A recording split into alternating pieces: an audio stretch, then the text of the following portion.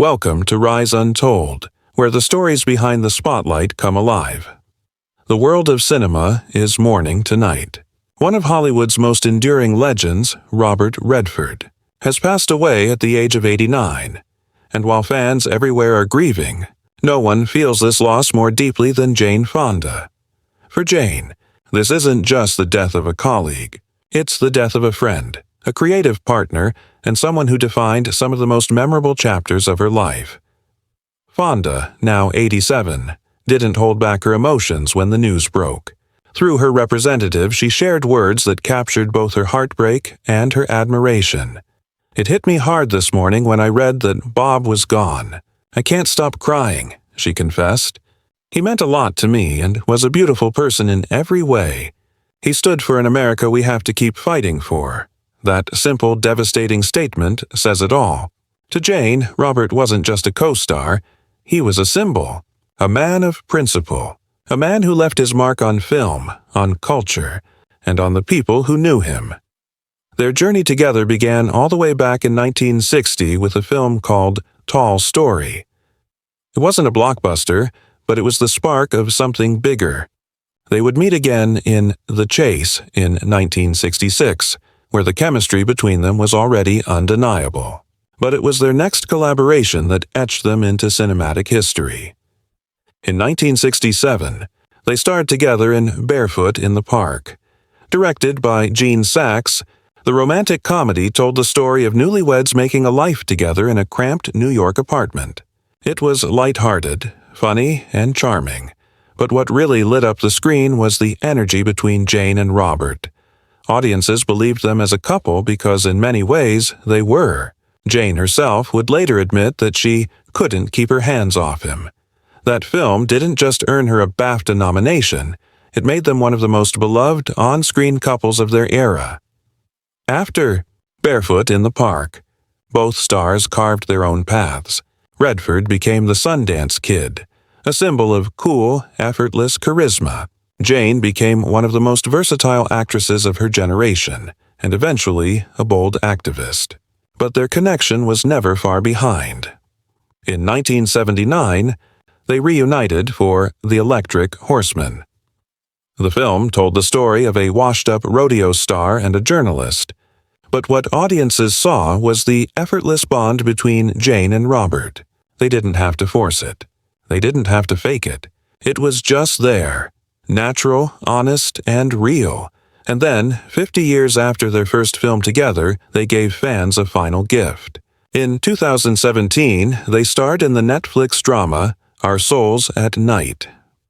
By then, they were older, wiser, and carrying lifetimes of experience. But their chemistry hadn't dimmed. It had only deepened. At the Venice Film Festival, where the film premiered, Jane and Robert walked side by side. Two living legends, smiling together after decades of shared history. The movie wasn't just another project. For them, it was a reunion, a chance to close a circle that began in their youth. Promoting the film on the Today Show, Redford explained what made their partnership so special. "Working with Jane is always easy," he said. "We've done many films over the years, and things just fell into place. There wasn't much more to think about. For him, it was simple. For Jane, it was something far deeper. In interviews, she admitted the truth she had carried for years, that she had been in love with him. At the Cannes Film Festival in 2023, she revealed, "I made 4 films with him, and for 3, I was in love with him, which meant I had a really good time." She laughed when she said it. But behind that laugh was something real. A confession of love that was never fully spoken until decades later. Jane also remembered the physical spark between them. Speaking to The Hollywood Reporter, she said, "I couldn't keep my hands off him in Barefoot in the Park." And then in Our Souls at Night, the dynamic was somewhat similar. "I loved that these films bookend our careers. We played young love in the beginning, and now old love." She even added with her trademark honesty, "He's a great kisser. It was fun to kiss him in my 20s, and then to kiss him again in my almost 80s. But Jane was never one to romanticize without truth. She admitted Robert had his flaws, that he often didn't like to kiss, that he could be in a bad mood, that for years she thought maybe she was to blame. "He's a very good person," she said, "but he just had an issue with women." And still, despite all of that, she loved him. She admired him. She respected him. And above all, she never forgot him. Robert Redford himself held nothing but respect for Jane.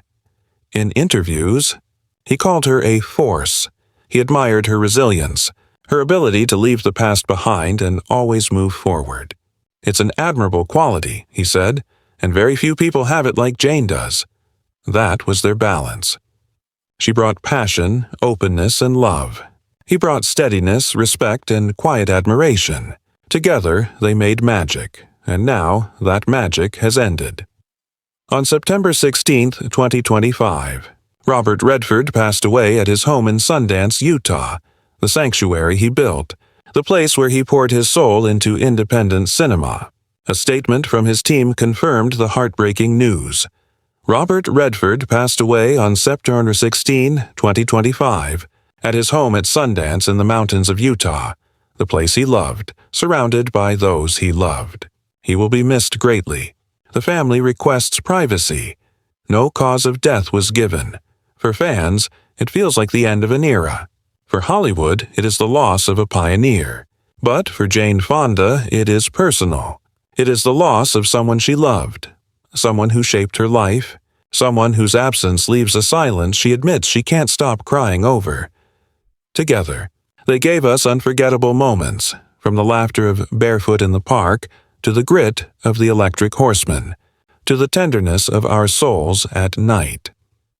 They began with youthful passion and ended with mature love, a story that spanned more than half a century. Today, Jane Fonda mourns, and with her, so do we. Robert Redford will always be remembered as the Sundance Kid.